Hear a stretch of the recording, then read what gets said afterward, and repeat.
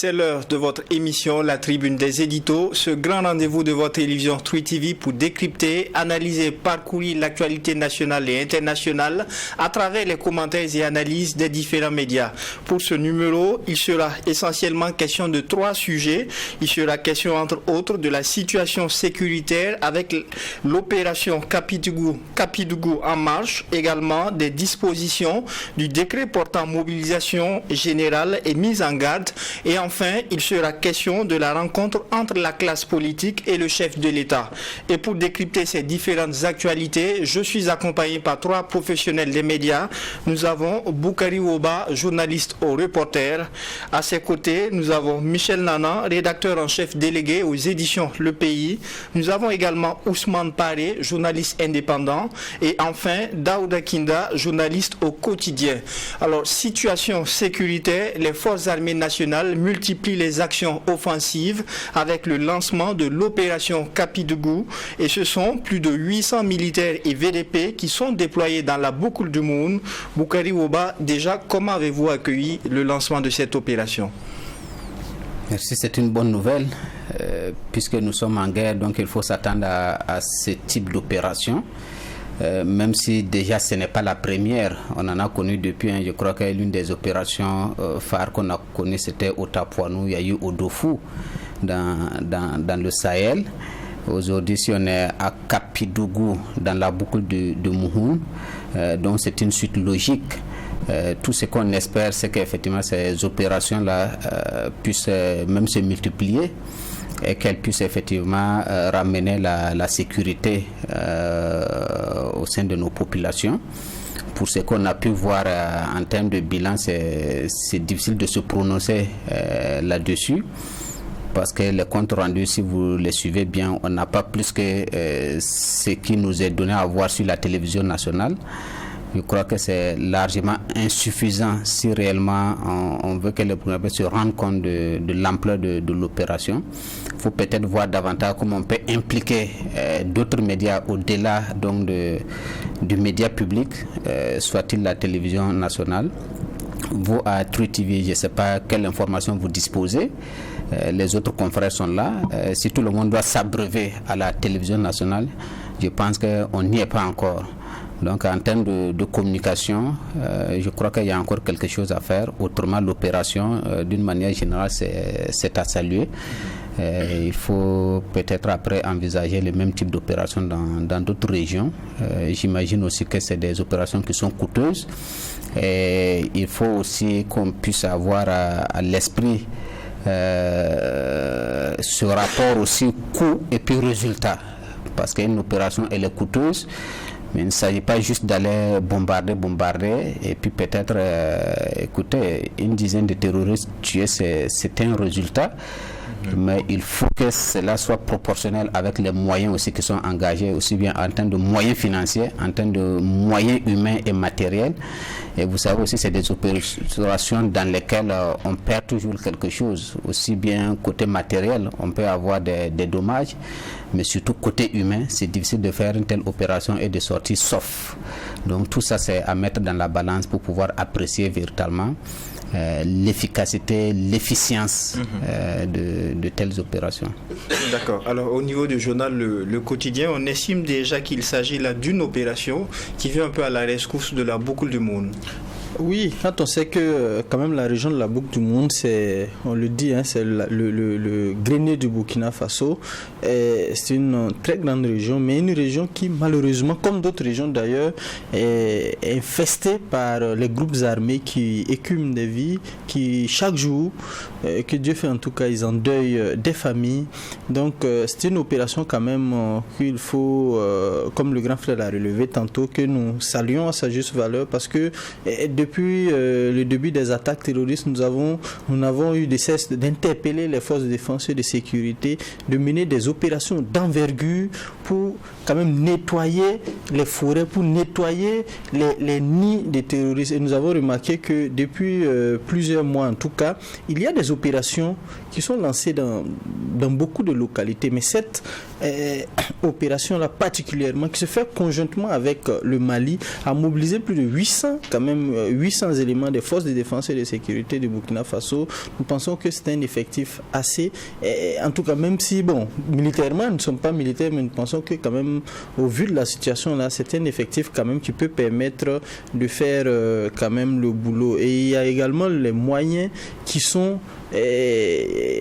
engagés sur le théâtre des opérations. Vous voyez des engins motorisés, des véhicules, nous voyons aussi des hélicoptères qui suivent la progression des troupes et tel que ça a été décrit par exemple sur la télévision nationale, nous voyons que c'est des forces vraiment engagées quand même pour libérer ces territoires-là. On parle de Gassan, de Léry, en tout cas une grande partie de la boucle du monde, ce qui va permettre quand même aux populations de retourner chez elles, parce que c'est une région aussi qui compte beaucoup de déplacés internes, et il y a plusieurs communes où il n'y a pratiquement personne, des villages et des communes centres même, où Gassan par exemple, qui est une grande commune qui a vu toute sa population se vider. Donc l'objectif en tout cas de cette opération là, c'est permettre quand même de nettoyer ces nids de terroristes là, et que les populations puissent regagner leur village, leur commune, et c'est ainsi quand même qu'on pourra juger la pertinence de cette opération-là, comme je l'ai relevé tantôt. D'accord. Alors Michel Nana, il l'a relevé tout à l'heure, il s'agit là d'une opération qui est conjointement menée avec l'armée malienne, chacun évoluant dans sa zone frontalière. Comment est-ce que vous l'appréciez? Je pense que ceux qui ont conçu cette opération, ceux qui l'ont planifiée et bien sûr ceux qui l'exécutent connaissent exactement les objectifs qui sont fixés.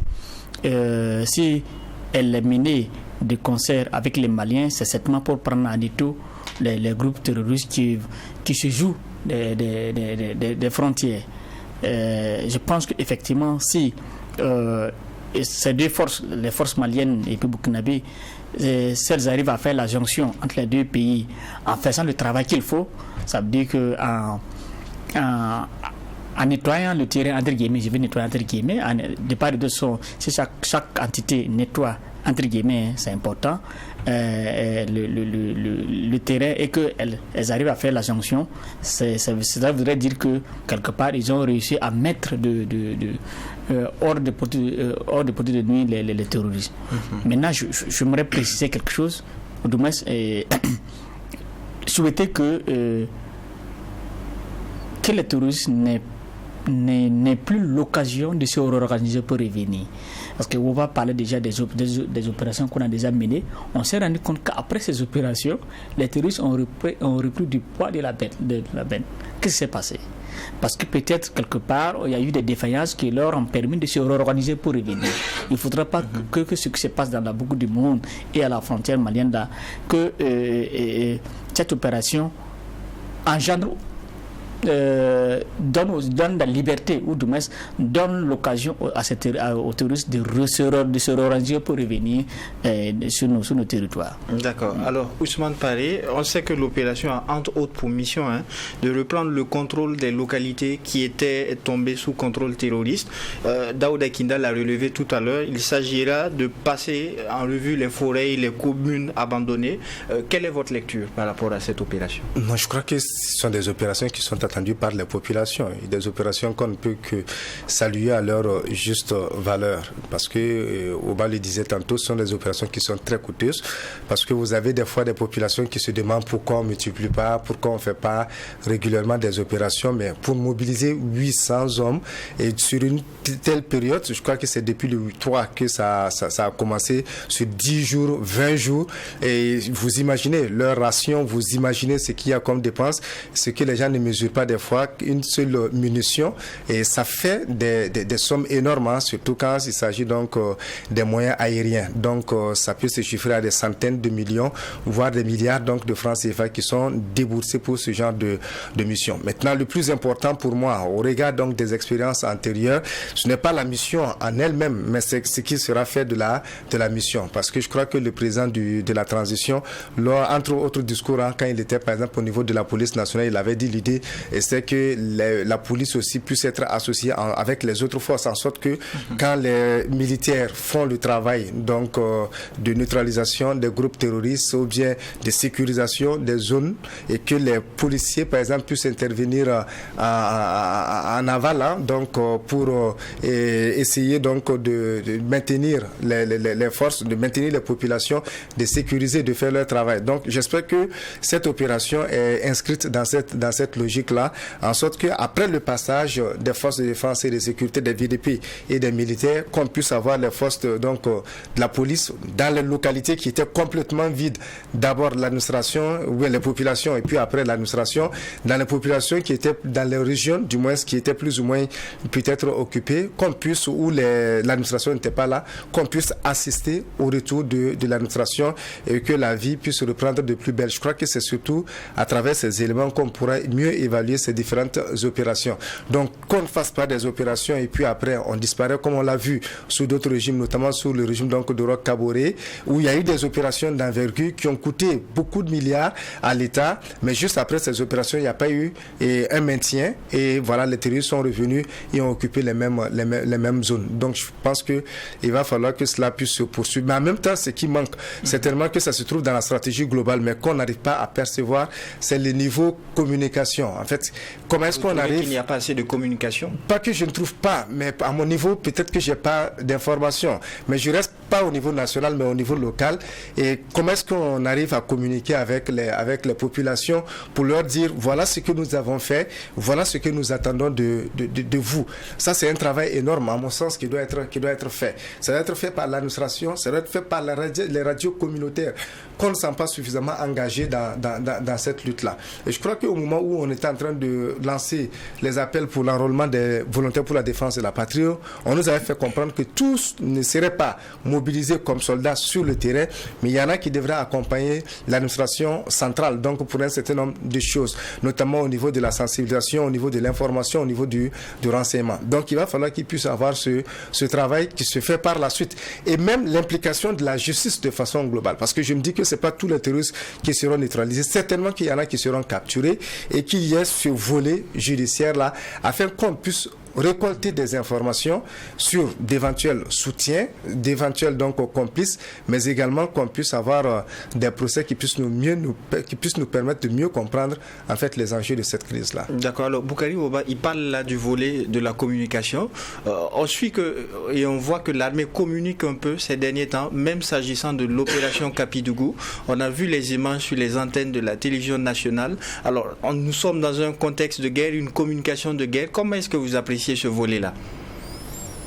Je le disais, c'est déjà quelque chose, mais quelque chose qui mérite d'être quand même amélioré. La première observation tout de suite, je le disais, c'est que ça se passe sur un seul média, uniquement le média public. Moi, ça me pose un problème.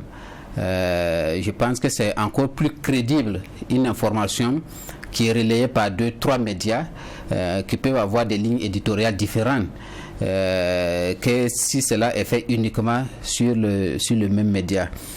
Ça dépend aussi de comment l'information justement parvient aux journalistes.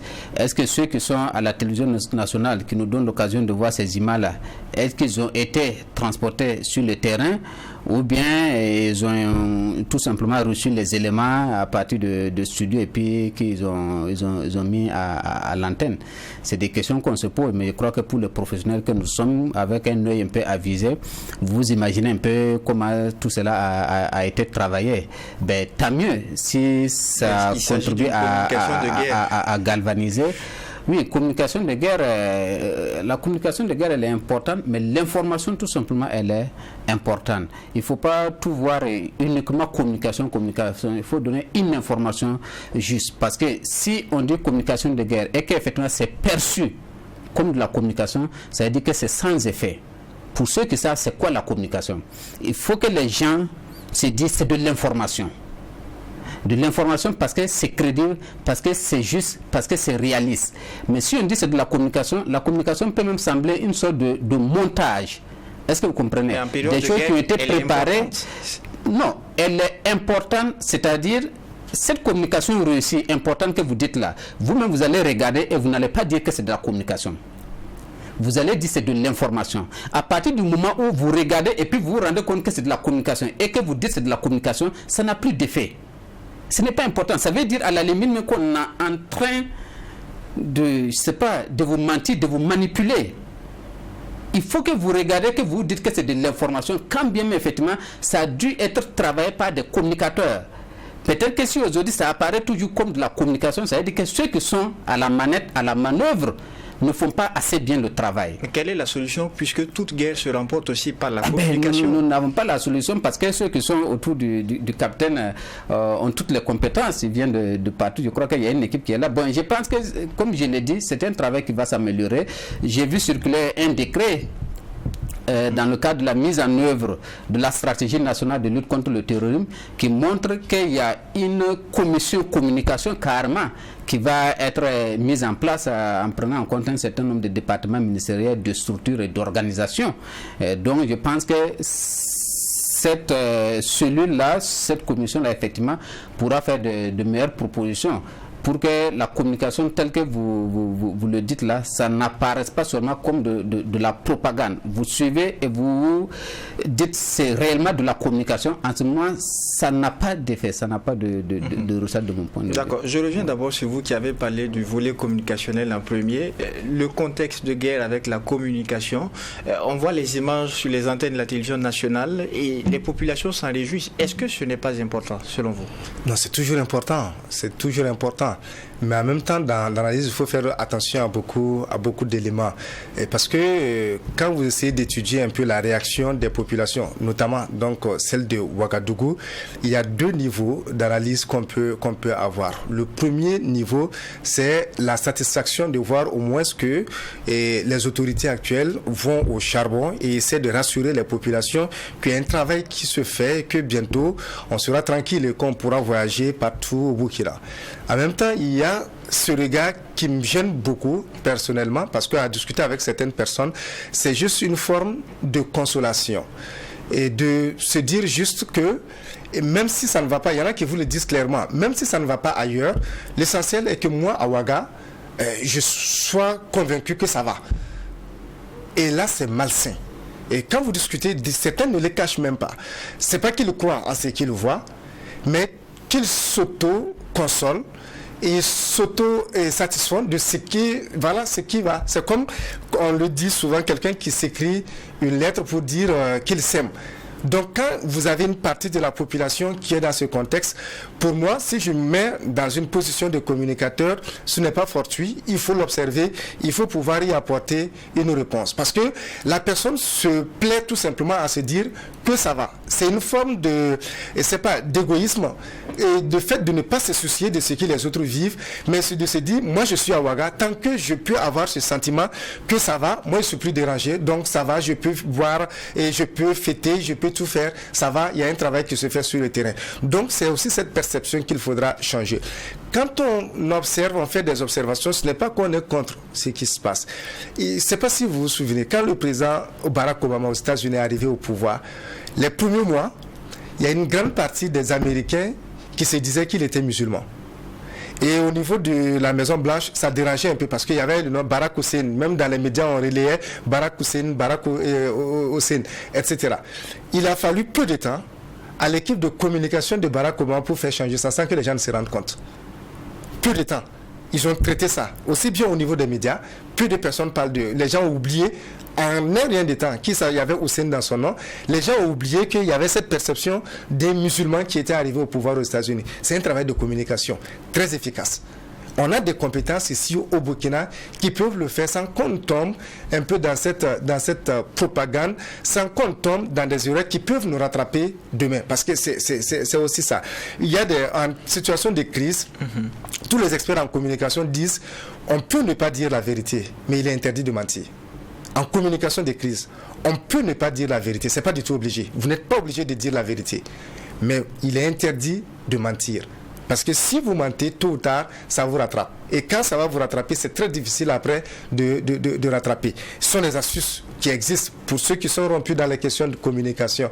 Mais ceux qui sont dans la propagande, très souvent, c'est par manque d'intelligence, de compétences. Voilà qu'on trouve des raccourcis pour pouvoir répondre à un certain nombre de problèmes. Pour revenir à votre question, on est tous d'accord qu'il le faut. Je suis de ceux qui, depuis, sous le pouvoir de Roch Kaboré, ont demandé à ce qu'ils puissent avoir justement cette stratégie de communication pour répondre justement aux besoins d'information des populations, pour rassurer les populations, mais aussi envoyer un message intelligent justement à ceux qui se font enrôler dans les groupes armés terroristes, pour que ces personnes puissent nous revenir. Parce qu'il y en a qui y sont allés, pas par conviction, mais par contrainte. Il y en a qui sont allés pour des besoins d'argent. Il y en a qui sont là-bas qui veulent revenir. Donc il faut savoir aussi tenir le discours. Il y en a qui sont là aussi pour des raisons idéologiques, qu'on le veut ou pas. Il y a un message qu'il faudra savoir aussi leur envoyer. Et je travaille par exemple sur des questions liées par exemple au discours terroriste, mais quand vous voyez le traitement qu'on en fait, on est très loin justement de pouvoir apporter des solutions, parce que ce sont des moyens qu'il faut pouvoir mobiliser, pas des moyens militaires, pas des moyens matériels, mais aussi en termes de communication, en termes de discours qu'on arrive à tenir. Donc il y a beaucoup de choses justement qu'il y a lieu de faire, et on n'est pas du tout obligé de tomber dans la propagande, dans le mensonge ou dans d'autres choses. Et comme le disait Ouba, il y a lieu de mobiliser tout le monde, mais pour pouvoir mobiliser tous les médias, il faut que ce soit sur la base d'un certain nombre d'éléments transparents, clairs, et sur lesquels les gens peuvent s'engager. D'accord. Alors, Michel Nana, grâce à cette communication, on sait par exemple que l'opération Capidougou est conduite par le capitaine Lyon du 5e bataillon d'intervention rapide. La question de la communication se pose. Comment est-ce qu'elle se fait en temps de crise pour vous? Je crois que nous sommes dans la pratique. Vous avez fait référence au capitaine Lyon. Et le Burkina Faso a besoin dans cette guerre-là, de se fabriquer des héros. Des héros. Et tel que c'est présenté, je crois que c'est pour montrer, l'armée voudrait montrer par là que sur le terrain, il y a des hommes voyants et il y a des hommes sur qui on peut compter. Ça, c'est déjà... Avant lui, on a eu le Yoro, malheureusement, qui n'était pas militaire, mais qui était VDP, mais qui avait quand même de l'aura auprès des gens du fait de sa bravoure. Et je pense que la référence au capitaine Lyon, ça répond exactement à cette envie de montrer qu'il y a des hommes de valeur sur le terrain, il y a des gens qui se sacrifient sur le terrain. Nous avons des combattants qui peuvent apporter la réplique au groupe terroriste. Maintenant, pour la communication de façon générale, je pense que la Trinja Artel a appris des erreurs des autres en matière de communication des guerres. C'est-à-dire, elle communique plus ou elle communique moins? Non, elle a orienté totalement la communication. Parce que, vous vous rappelez, sur Roch ou sur IB, tout ce qui était attaque contre les forces de défense et de sécurité, tout ce qui était dramatique au détriment de la population de Burkina Faso, là, tout ça s'est retrouvé sur les réseaux sociaux, ça s'est retrouvé dans certains espaces de communication. Et ça crée la secours au sein de cette population-là. Maintenant, ils arrivent, ce pouvoir arrive, et il est convaincu que pour pouvoir gagner cette guerre, il faut orienter totalement cette communication-là. En faisant quoi? D'abord, en comptant que sur les médias dont il peut avoir la maîtrise. Je veux parler des médias publics. C'est aujourd'hui... Une situation qu'a déploré Boukari Ouba. Non, je ne veux pas déplorer, mais en tout cas, bon, enfin, nous faisons des remarques. Aujourd'hui, l'AIB et la télévision nationale, la télévision nationale qui n'était pas vraiment suivie par beaucoup de gens, sont devenus des médias de référence. Parce que ce sont des outils que l'armée utilise, et l'armée les utilise parce qu'elle pense qu'elle les maîtrise mieux. Celle d'être rentrée dans les médias privés, c'est très difficile. Alors, vous vous rendez compte pourquoi ces médias privés-là, toute obédience confondue, ces médias privés sont mis de côté dans cette communication des guerres. D'accord. Je trouve que c'est pas une bonne c'est bien, mais c'est pas arrivé. Parce que les médias publics seuls, en prenant la RTB et l'AIB, ne peuvent pas servir des canaux uniquement si on doit compter sur eux, en matière de communication de guerre, on perd déjà. Voilà. D'accord. Allez-y, Daouda Kina. Juste pour compléter, mais à quelque part, ils ont quand même réussi à embarquer presque tous les médias dedans. Parce que regardez même, par exemple, au cours de la semaine, mais les médias privés, surtout la presse écrite, on est embarqué dans une certaine, je ne sais pas comment définir ça, mais on est obligé parfois, sans même le savoir, on reprend tous les jours les papiers de l'AIB, les papiers parfois diffusés par le service d'information du gouvernement. On est obligé de le faire. Et même si on n'est pas coopté pour le faire, ben, je sais pas, mais ils ont réussi quand même sur ce plan, quoi. Attends, je vais réagir. Je suis d'accord. Effectivement, ils ont réussi à embarquer tout le monde, mais je crois que c'est la mauvaise manière. Si, par exemple, les 5 quotidiens, vous sortez vous reprenez un article de l'AIB ou bien un article du gouvernement avec le même titre, mais les gens là vous trouvent ridicule. Ça veut dire qu'on doit nous amener à faire la différence dans le traitement de l'information. Mais si nous devrons être des caisses de résonance là, ça veut dire que quelque part nous nous foutons de nos lecteurs. Mais ça, c'est pas la faute aux militaires, c'est la faute à nous, aux professionnels des médias que nous sommes. C'est nous qui au lieu de reprendre textuellement dans la forme ce que l'AIB, ce que le gouvernement publie, on peut traiter ça autrement et puis ça va mieux porter. C'est ça le problème. D'accord. Alors oui, Boukari Oba, on sait par exemple qu'il y a eu toute une campagne de communication par rapport à l'opération Capidougou. Est-ce qu'à quelque part elle n'est pas importante et comment prendre également en compte les médias privés dont vous parlez? C'est de les servir de la même manière dont on sert les médias publics. Parce que je suppose qu'il y a une sorte de dossier de presse, il y a de la matière, il y a de la ressource qu'on met à la disposition de la télévision nationale. Que ce soit des vidéos, des images ou du texte, vous devez être capable de partager ça avec l'ensemble des médias et les laisser la liberté justement de traiter ça et de diffuser. C'est pas parce qu'en recevant ça, ils ne peuvent pas fabriquer autre chose que ce que vous leur avez servi. Déjà, ils n'ont pas été sur le terrain pour collecter l'information. Mais au moins, ils doivent être capables de faire les extraits qu'ils veulent, de choisir les titres. Est-ce que vous comprenez? Tout ça, c'est sur la base de la matière que vous leur avez servi. Mais si vous ne faites pas ça, et qu'effectivement tout passe par la télévision nationale, par l'agent d'information du Burkina qui est devenu l'agent d'information du gouvernement, et que vous êtes obligé de reprendre, effectivement, en ce moment, pour être fidèle véritablement aux médias, vous ne pouvez que reprendre ça textuellement. Mais si vous recevez ça d'une source, vous avez la possibilité, effectivement, de traiter, de choisir vos propres mots, de faire un titre qui va faire que le titre de l'Obs et le titre du pays vont être différents. Je m'excuse un peu d'anticiper, nous allons en parler, la rencontre entre le chef de l'État et puis la classe politique. Est-ce que vous avez regardé les titres des différents journaux? Il n'y a pas un seul journal qui a un titre qui est différent des autres. La classe politique apporte son soutien au chef de l'État. Parce que tout simplement, exactement, parce que c'est un communiqué qui a été rédigé par le service de communication de la présidence et qui a été envoyé à tout le monde. Et tout le monde s'est vu obligé de publier ça textuellement comme ça. Et ça pose problème. Il faut donner de la matière aux journalistes, leur faire confiance et leur permettre, leur donner cette liberté-là de traiter cette information. Parce que je vous parle de crédibilité, c'est important. C'est pas parce qu'on se met tous à dire la même chose et de la même manière que c'est juste que c'est crédible. Au contraire, ça risque de sonner faux. Qu'on se mette autant de médias à dire la même chose et de la même manière. Mais que vous lisez dans différents médias, que des gens disent les choses avec des termes différents, avec des mots différents, avec des illustrations différentes, mais dans un même sens. Est-ce que vous voyez qu'il y a un sens positif, les gens croient. Or, aujourd'hui, on n'offre pas cette possibilité aux médias burkinabés.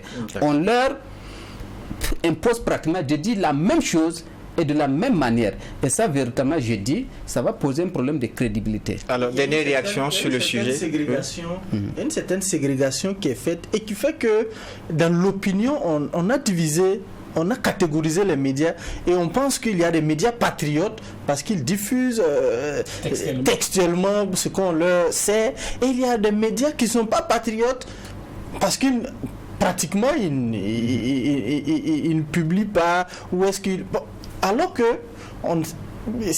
par exemple les médias dits patriotes ont été servis à quelque part. Voilà. Puisque actuellement, certains médias ne peuvent pas aller sur le théâtre des opérations. On est obligé de coopter, par exemple, peut-être des journalistes des médias publics pour les envoyer sur quand même les théâtres des opérations, ou bien c'est ce qui même est fréquent, on envoie les tests, les sons, les images pour que ces médias-là diffusés. Et dans l'opinion, il y a cette ségrégation-là. D'accord, on permet également une dernière réaction, Ousmane Paris. Rapidement, ce que je voudrais dire, d'abord que les gens ne nous perçoivent pas comme des pleurnichards, des gens qui se plaignent de tout. Mais c'est un problème de fond qui est évoqué. Je m'amuse à le dire à certains confrères. On peut aujourd'hui applaudir tous les tapages que les médias font. Mais rassurez-vous, demain, après la guerre, les mêmes personnes, Boukari Ouba parlait de crédibilité, vont douter par 2 fois avant de nous croire. Si on est capable de faire ce qu'on est en train de faire maintenant, qu'est-ce qui prouve demain que ce qu'on sera en train de faire, ce n'est pas aussi conditionné par quelque chose? Donc, c'est une question de crédibilité qui nous engage pour les années à venir. L'autre élément, des fois, on accuse les journalistes pour rien. Depuis le début de la crise, c'est une proposition aussi qui a été faite au gouvernement à plusieurs reprises. Les médias, quand on leur a reproché beaucoup de choses, ont demandé une chose, qu'on mette en place une cellule de crise. En temps normal, partout ailleurs, ça se fait. Encore que là, on n'est même pas dans une crise, on est dans une situation de guerre, où vous aurez un état-major, une commission qui s'occupe de la crise, qui est là 24 heures sur 24. Et dans cette cellule de crise, il y a une cellule communication, comme on l'a vu, je l'ai dit à 1000 reprises ici sur ce plateau, comme on l'a vu avec la pandémie de Covid-19. Air Algérie, le crash de Air Algérie a été un très bel exemple, avec une cellule de crise dirigée en son temps par le général Djendjeri. Personnellement, j'ai couvert ça, mais c'est très agréable de voir que vous avez toutes les informations à la minute près. Et quand vous faites l'analyse, le crash a créé moins de problèmes parce que la communication était très fluide. On peut imaginer la même chose dans ce contexte où vous avez, comme on le fait lors des grandes cérémonies, des grandes manifestations, vous avez une commission communication et presse, et vous avez peut-être, on peut même installer des studios où les journalistes ont accès à toutes les informations, où toutes les informations qu'ils ont avec leurs sources sur le terrain, ils peuvent les vérifier à tout moment avec l'équipe qui serait disponible. Des spécialistes en gestion des crises, des militaires du ministère de la Sécurité partout qui sont là, qui peuvent dire aux journalistes à l'instant T, voilà ce qu'il y a, voilà l'information, ça c'est vrai, ça c'est pas vrai. Et on leur laisse le libre choix de faire le reste du travail. Encore une fois, si vous leur servez du produit fini, pourquoi les gens ne veulent pas toucher au titre? Il y a eu l'expérience avec Omega, avec la rencontre qu'il y a eu avec les organisations de la société civile. Il suffit seulement d'enlever un mot ou bien de trouver un synonyme pour qu'on vous dise que ce n'est pas ce qu'on a voulu dire. Et vous êtes justement, donc vous avez les mêmes problèmes. Je voulais juste ajouter quelque chose. Très rapidement. L'opération Capitule, par exemple, sa proposition, ce que les Américains appellent Situation Room. Ok. Ça veut dire qu'au lieu de donner de façon exclusive les images à la télé pour commenter, mais l'armée, s'il y avait cette cellule-là, je crois qu'il y en a, même si ça ne fonctionne pas, je crois qu'il y en a. L'armée pourrait, par exemple, inviter les médias à un briefing. Nous avons fait une opération, image à l'appui, l'armée nous commande, devant les journalistes qui sont présents, l'armée commande les images. Ceux qui ont des questions, on peut ne pas poser des questions. On vous dit, il n'y a pas de questions. Il n'y a pas de questions. On vous fait un briefing sur ce que nous avons fait sur le terrain. Image à l'appui. Les gens sont assis, ils prennent des notes, ils vont répéter dans la rédaction là. C'est qu'on va rendre compte dans ces mots et même dans ce qu'on appelle le reportage là. Ça veut dire qu'en utilisant c'est tous les 5 sens là. Et ça serait vraiment très bien. Maintenant, envoyer comme ça, comme dicté, bon, je ne veux pas dire que ça va bien, mais quand on va si on doit prendre en compte tous les paramètres qui nous permettent de gagner cette guerre-là, c'est pas suffisant. Il faut changer. D'accord. Et nous sommes pris par le temps. Nous allons vite passer au deuxième sujet enrôlé pour cette tribune. Le président de la transition a signé le décret portant mobilisation générale une semaine après son adoption en Conseil des ministres. Déjà, le décret publié renseigne beaucoup plus sur les dispositions de cette mesure. Boukari Ouba, quelle a été votre appréciation lorsque vous avez parcouru ce décret? Le décret et la mesure prise comme ça vient entériner plus ou moins une situation qui était déjà là. En fait, quand vous lisez le décret, vous ne voyez pas quelque chose de véritablement nouveau qui n'ait déjà pas été fait ou bien qu'on n'ait pas eu l'intention de faire. Je crois qu'à un certain moment, effectivement, on s'est rendu compte qu'on était un peu dans l'arbitraire et qu'on n'avait pas suffisamment encadré du point de vue du droit l'action militaire ou la guerre que nous sommes en train de mener, et on a voulu effectivement mettre de la forme, et ça c'est une bonne chose, c'est à saluer, parce que tout ce qui fait réagir effectivement l'opinion et la presse peut-être en particulier à certains moments, c'est le fait qu'on a l'impression qu'on fait des choses en dehors de la règle de droit. Or, en toute matière, en toute situation, il est bon de définir une loi, de définir une norme qui permette justement d'agir. Et aujourd'hui, ce décret-là qui vient après donc l'avis du Conseil constitutionnel, quand vous le parcourez, effectivement, c'est la possibilité de requérir donc les biens, les personnes, les services. Vous savez qu'on a déjà eu affaire à ça. L'enrôlement populaire, d'une certaine manière, je ne vois pas en quoi est-ce que ça ne rentre pas en ligne droite de cette mobilisation générale. Ça commence par là d'abord. Donc il y a eu tellement de choses qui ont déjà été faites. Le couvre-feu et toutes leurs conséquences, la loi d'habilitation, l'état d'urgence qui ne date pas d'aujourd'hui, tout ça effectivement c'est réglé justement dans cette loi de mobilisation générale et de mise en garde. Donc c'est une loi qui vient mettre la forme et donner bien sûr des pouvoirs, cette fois-ci de façon légale, des pouvoirs vraiment exceptionnels au chef de l'État et à l'exécutif d'une manière générale, parce que c'est des pouvoirs qu'on n'aurait jamais pu imaginer donc en temps de paix.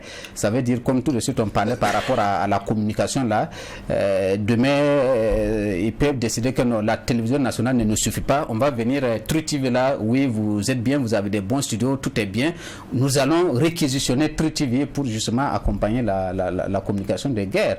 Je crois qu'au regard de cette loi, ça va vous être difficile peut-être de vous opposer. On dit il y a la possibilité de recours, vous ferez les recours et puis on... Réquisitionner l'émission. Exactement, réquisitionner l'émission.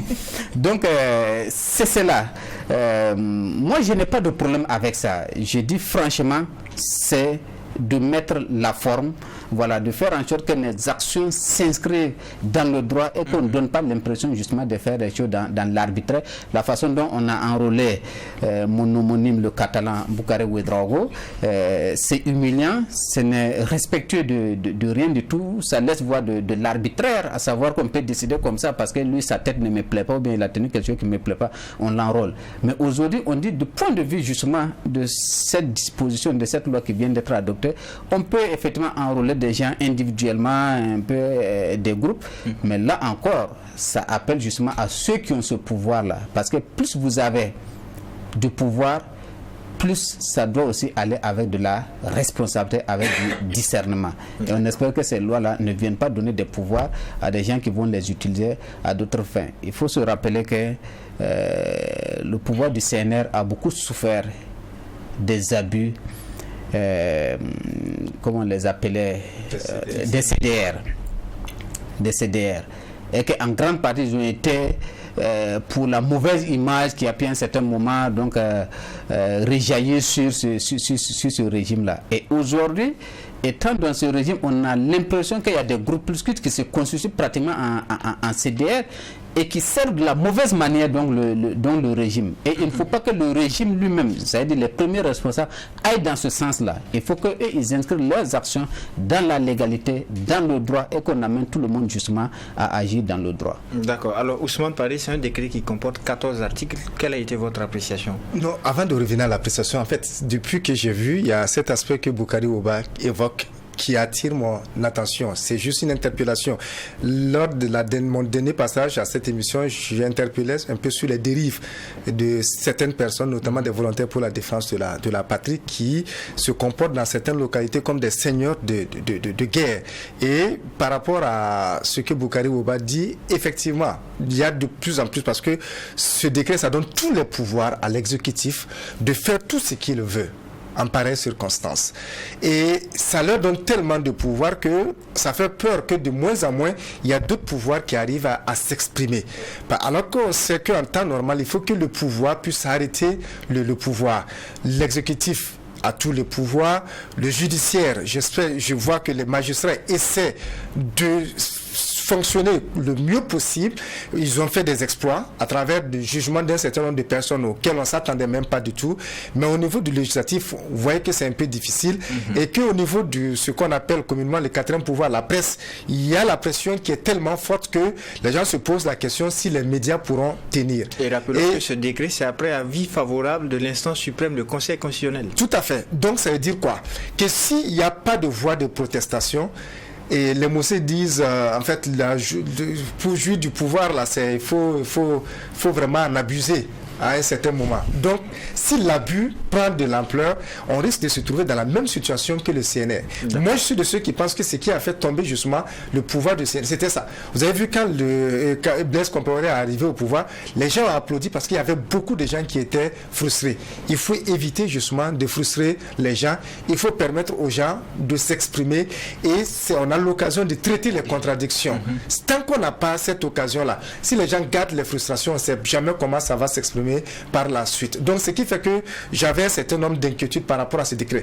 Et c'est tout à fait normal parce que c'est aussi de l'élégance de vous gifler et de reconnaître qu'on vous a giflé et que quelqu'un qui passe par derrière, qui vous gifle et qui se cache. Donc, au moins, on vous dit, attention, désormais, on peut venir prendre votre voiture et vous ne pouvez pas vous plaindre. On peut venir prendre votre cours et on s'installe là-bas et c'est le pouvoir. Mais qu'il n'y ait pas d'abus.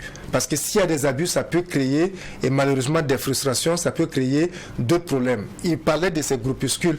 Moi, je m'inspire vraiment des expériences de ces derniers mois. Et vous avez vu les cas, quand on a dit à le monsieur qui a fait la vidéo par rapport à des gens qui prenaient de l'argent pour enrôler des gens comme VDP, les gens ont critiqué parce qu'on pensait que c'était des gens qui voulaient saboter la transition.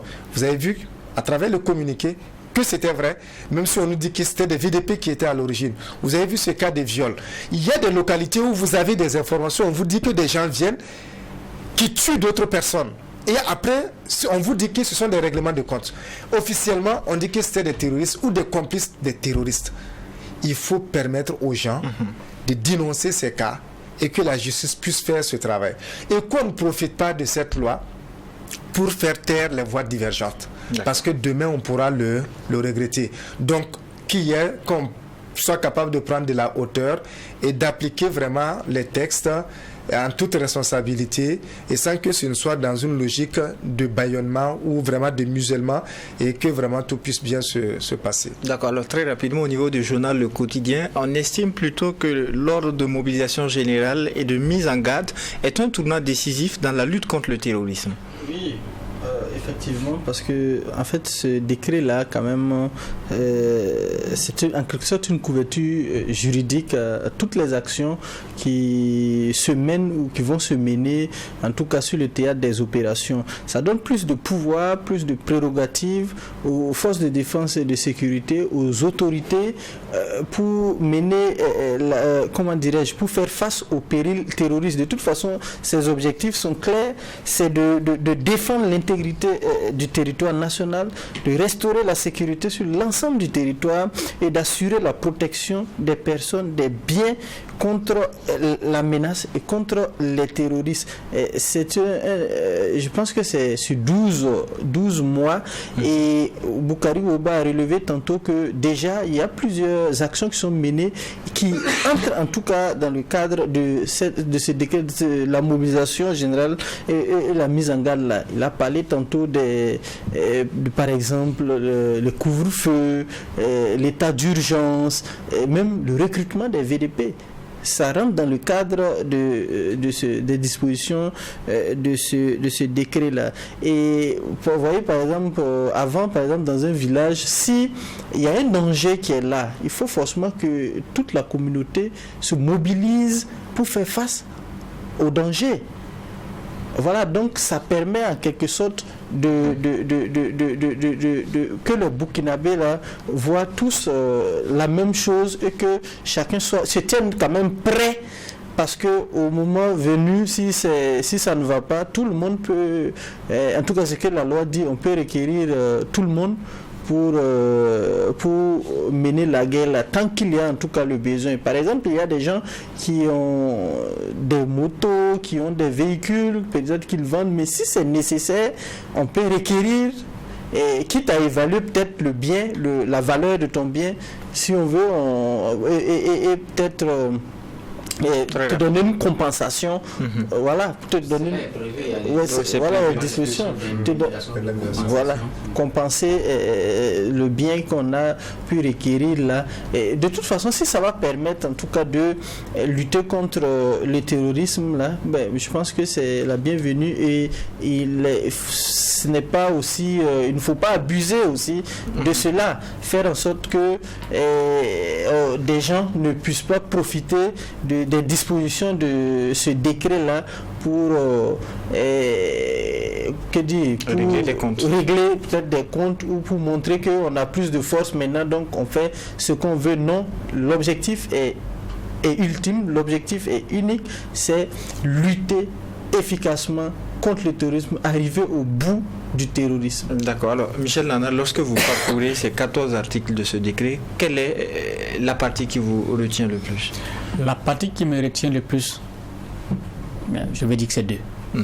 Allez-y. Donc, les parties. La première, c'est que tout le monde est mobilisable. Après 18 ans, tout le monde est mobilisable. Et cette partie m'intéresse parce que depuis plusieurs années, je pense que les pouvoirs qui sont succédés ont essayé de mobiliser les Burkinabés, tous les Burkinabés autour de cette guerre-là. Mais on n'a jamais réussi. On s'est comporté comme dans un club où chacun avait son camp.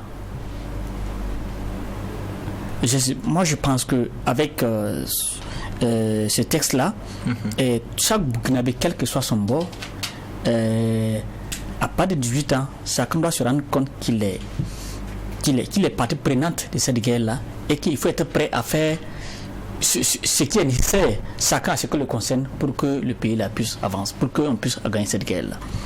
La seconde partie, ce sont des questions ce qui a un rapport avec les questions de liberté individuelle et collective. Je ne connais pas d'abord les implications, mais je présume déjà que il y aura comme le texte le dit, il peut y avoir des restrictions en matière de liberté. Mais je veux dire que, comme Ouba l'a souligné, et les autres aussi, il y a déjà des faits. Parce que déjà nous connaissons les directions de liberté, que ce soit sur les réseaux sociaux, parce qu'il y a un certain discours qu'on ne peut plus tenir, d'accord, que ce soit dans les médias, ça peut faire attention à ce qu'il fait. Donc, ce sont ces deux faits-là, ce sont ces deux éléments qui retiennent mon attention. Mais je veux dire que le tout n'est pas de prendre ce décret-là. Il faut l'appliquer, et selon les termes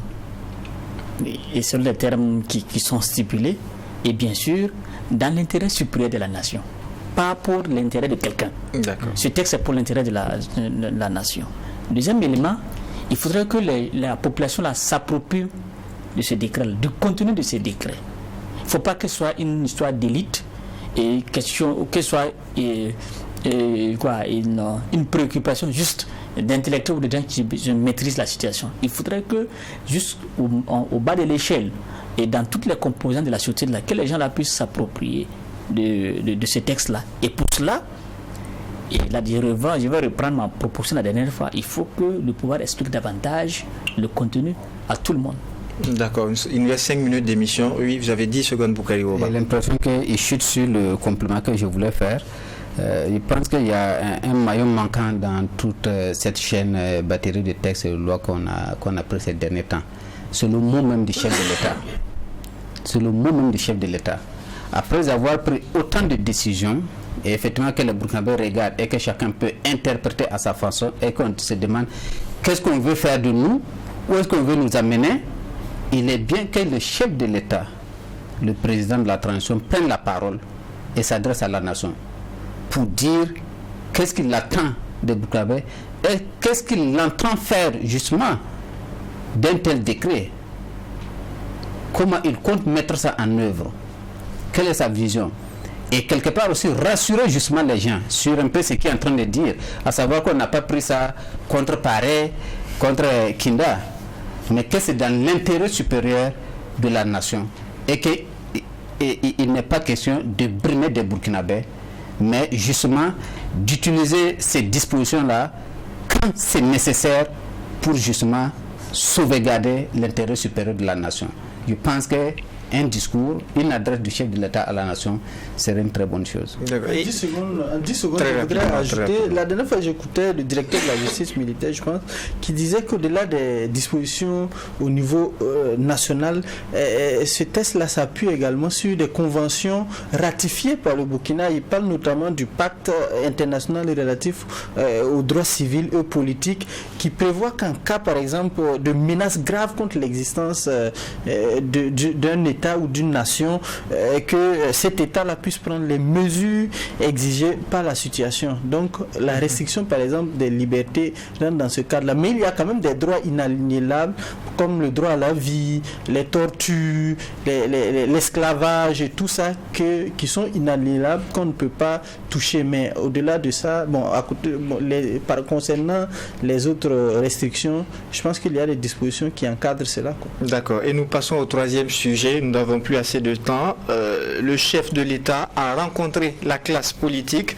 Au niveau du quotidien, c'est un soutien qui vient à point nommé. De quoi s'agit-il en 30 secondes? Oui, on avait l'impression entre-temps que les partis politiques ou les chefs de partis politiques étaient un peu marginalisés depuis quand même depuis l'arrivée du pouvoir du capitaine Ibrahim Traoré, parce que quand on suit ses discours, il rejetait en tout cas l'anathème sur les partis politiques, comme si c'était les partis politiques qui avaient foutu le pays dans le chaos qu'on vit actuellement. Pourtant, la responsabilité est partagée. Ce n'est pas uniquement de la part des hommes politiques. La responsabilité des militaires également est engagée dans cette lutte-là. Donc, marginaliser ces hommes politiques-là, alors qu'ils ont des bases. C'est vrai qu'on n'est pas dans un pouvoir avec des partis politiques bien encadrés qui sont là, qui gèrent, mais ils ont quand même des bases au niveau local et leur discours peut aussi tenir. Donc il faudra les impliquer véritablement pour que à travers leurs faits, leurs actions, leurs discours, leurs paroles et tout ça, qu'ils puissent non seulement galvaniser les VDP qui sont au niveau du front, parce que dans les VDP, il y a aussi des gens qui ont des cadres de partis politiques et qui, même s'ils ne le clament pas, qui sont politiquement peut-être engagés, même s'ils ne sont pas forcément des chefs. Donc ça va forcément changer les choses et ça va beaucoup les galvaniser. Et aussi, ils peuvent aussi appeler les terroristes aussi à déposer les armes, puisque c'est le nouveau discours. D'accord. Alors très rapidement, Boukari Oba, la classe politique à l'issue de la rencontre estime que sa préoccupation demeure la reconquête de l'intégrité du territoire. Qu'est-ce que vous en pensez? Absolument, c'est la préoccupation de tout Burkinabé. C'est une bonne chose cette rencontre avec le chef de l'État. Je pense que c'est quelque chose qui devrait être institutionnalisé. Je n'ai plus en tête toutes les dispositions de la charte de la transition, mais je pense que si on ne l'a pas fait, c'est peut-être un défaut. Il aurait fallu effectivement que la charte prévoie que pendant cette transition-là, le chef de l'État puisse régulièrement avoir des rencontres justement avec les acteurs de la vie nationale et surtout avec les partis politiques. Sauf qu'effectivement, cette transition-là, ces autorités-là n'ont pas voulu voir les partis politiques sur le terrain mener des activités. Daouda Kina disait tout à l'heure qu'on a l'impression qu'ils étaient marginalisés. Non, ce n'est pas une impression, c'est une réalité. On allait jusqu'à interdire un parti politique de tenir son bureau politique et que l'affaire allait jusqu'en justice. Je trouve cela bien dommageable. Mais aujourd'hui, c'est le chef de l'État lui-même qui reçoit ces hommes-là, donc d'une certaine manière qui leur offre quand même une sorte d'activité politique. Il faut le constater comme tel. C'est bien comme soutien, mais là encore, c'est insuffisant. Parce qu'apparemment, c'est des mots. J'aurais souhaité qu'au-delà d'une rencontre comme ça, où on a échangé un peu amicalement seulement, peut-être pour réchauffer un peu les relations, que ce soit véritablement une rencontre de travail. Je n'ai pas l'impression que ce soit une rencontre rencontre de travail, c'est beaucoup plus une rencontre de causerie, on renoue les contacts, mais c'est bien pour un premier départ. Peut-être qu'il y a d'autres rencontres qui viendront et qu'à l'occasion de ces rencontres-là, justement, ça va être des rencontres de travail qui permettent à l'opposition de faire éventuellement des propositions, parce qu'une intelligence, c'est une proposition, c'est une solution. 2 intelligences, 3 intelligences, 4 intelligences, c'est autant de solutions et de propositions. Et je pense que cette classe politique, même si aujourd'hui, effectivement, on leur jette la pierre, il faut savoir qu'elle est capable de s'amender et qu'à l'intérieur, il y a des compétences qui sont capables de contribuer par leurs propositions aussi à résoudre cette crise terroriste. En 10 secondes, quelle est votre appréciation de cette rencontre? L'initiative est venue des partis politiques qui estiment avoir des préoccupations qu'ils voulaient partager avec le président de la transition. Et je crois que le président n'a pas hésité à les recevoir. Je pense que les préoccupations, c'était notamment la question sécuritaire que tout le monde connaît. Il y a aussi des questions politiques liées notamment au retour de l'ordre constitutionnel, à la suspension de leurs activités, à cette question de chronogramme autoritaire de la transition qui a disparu de la circulation. Donc je pense que chacun a au-delà du message de soutien, il y a quand même des préoccupations que les partis politiques ont. Et moi, ce qui m'a un peu dérangé, vous allez vous rendre compte, beaucoup de gens qui vont à la prison à la sortie, ils font des photos de famille avec le président. Cette fois-ci, le président n'a pas eu le courage de prendre photo avec ses partis politiques. Je ne sais pas ce que ça signifie. D'accord, très rapidement, Ousmane Paré. On dit que le sens se trouve justement dans les non-dits. Et je crois que c'est surtout ça. Dans le communiqué, on a focalisé sur le soutien, mais il y avait beaucoup plus de choses plus intéressantes en réalité qui n'ont pas été dites. Et je suis de ceux qui pensent d'ailleurs qu'il faudrait écouter les partis politiques, il faudrait écouter les hommes politiques. De toute façon, on ne les aime pas, mais je crois que même en pareille circonstance, ils ont beaucoup plus de capacité des nuisances. Kenda disait qu'ils sont parmi les VDP, mais ils sont à des niveaux beaucoup plus insoupçonnés. Donc, ils sont partout. Et je crois qu'ils sont juste adaptés à la situation. Ils ont des militants qui crient voilà, IB, mais je crois qu'au moment opportun, ils sauront comment les utiliser. Donc, il faut être intelligent, il faut savoir aussi les écouter et savoir se faire accompagner par ces hommes politiques. On a tous besoin de changements et je crois qu'il faut maintenant, à un niveau plus global, essayer de voir comment on peut impulser une nouvelle dynamique à la vie politique au Burkina. D'accord. En fin d'émission, on s'en voudrait de ne pas revenir sur la une du Reporter en 15 secondes. Dites-nous de quoi apporter votre une. Il est intitulé « Reconquête du territoire national ». Le président de l'ALT rame-t-il la contre-courant du front? En 15 secondes. C'est relatif à un message du président de l'Assemblée législative de transition à l'occasion d'une rencontre de la francophonie, n'est-ce pas, où effectivement il laissait entendre qu'il n'était pas question de parler de l'organisation des élections, comme on l'a déjà entendu avec certains aussi qui disent la priorité c'est la reconquête, la priorité c'est la reconquête. Non, c'est de dire que la priorité c'est la reconquête, mais il ne faut pas oublier que la transition a un agenda et qu'il y a un agenda qui a été adopté de façon consensuelle et que ça ne nous a pas été imposé. À partir de ce moment-là, rappeler aux autorités de la transition le respect de l'agenda, ça ne peut pas être un crime, mais on a l'impression que chaque fois qu'on en parle, les gens sont irrités, se mettent sur leurs grands chevaux et puis hurlent que la lutte contre le terrorisme, alors que c'est tout simplement un agenda. Et nous-mêmes, si nous avons confiance à la lutte que nous sommes en train de mener, nous devons être optimistes dans la perspective de pouvoir tenir les élections dans les délais prévus. Mais apparemment, quand on parle de ça, ça agace certaines personnes. Et c'est tout pour ce numéro de votre émission La Tribune des éditos. Merci à l'équipe technique qui a permis sa réalisation. Merci à vous qui l'avez suivi. On se retrouve le week-end prochain, Dieu voulant, pour un autre numéro. Mais d'ici là, portez-vous bien.